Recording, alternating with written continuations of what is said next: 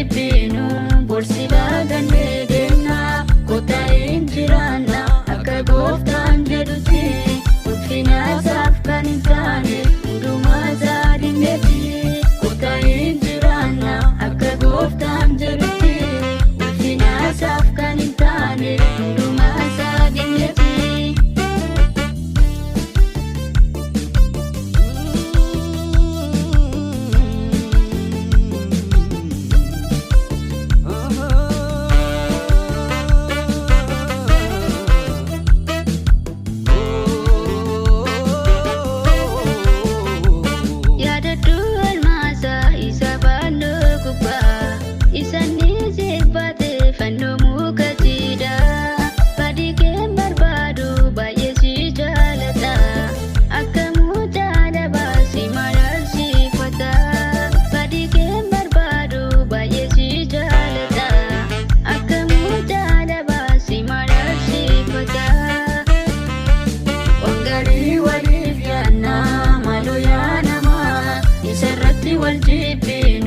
Borsi laagannee deemna kottaa hin jiraanna akka gooftaan jedhutti ulfinaasaaf kan hin taane hundumaa isaa dinneetti kottaa hin jiraanna akka gooftaan jedhutti ulfinaasaaf kan hin taane hundumaa isaa dinneetti.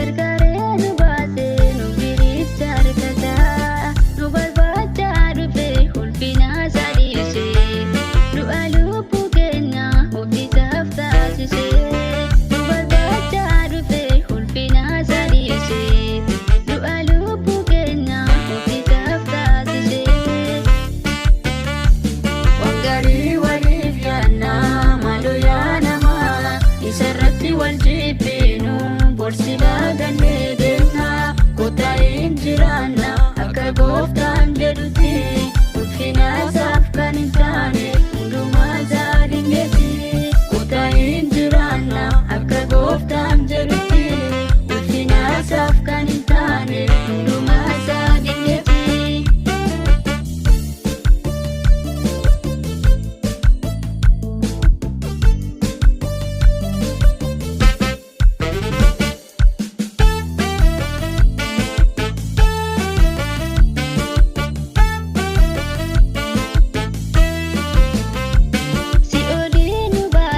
Fannoo irratti